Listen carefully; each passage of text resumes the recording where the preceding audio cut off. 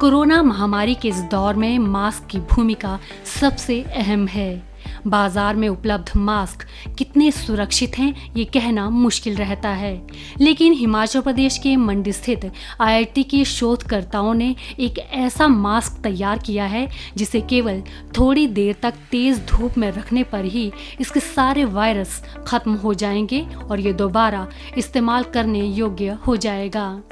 Mask को बनाने के लिए पॉलीकॉटन फैब्रिक का प्रयोग किया गया है, जिसे मनुष्य के बाल के चौड़ाई से भी 100,000 गुना बारीक सामग्रियों का इस्तेमाल करके तैयार किया गया है।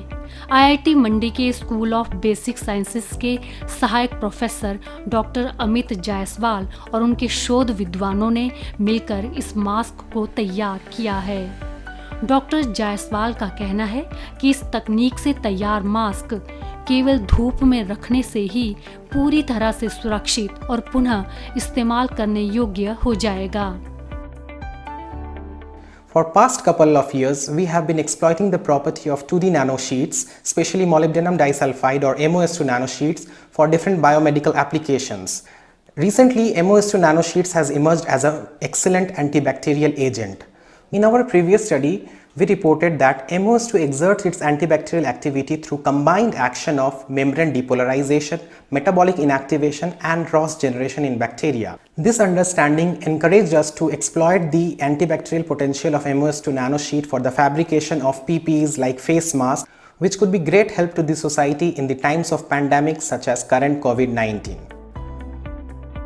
शोधार्थी शौनक राय ने बताया कि इस मास्क को साबुन से 60 बार धोने के बाद भी ये इस्तेमाल के लिए सुरक्षित रहेगा और वायरस की रोकथाम में अपनी भूमिका निभाएगा। उन्होंने बताया कि इस मास्क से सांस लेने में भी कोई कठिनाई नहीं आएगी। When we study these MOS2 nanosheets under an electron microscope, we see them as thin flakes having sharp edges and corners. These sharp edges and corners makes these nanosheets behave as nano knives, which penetrate and puncture the membranes of bacteria and viruses.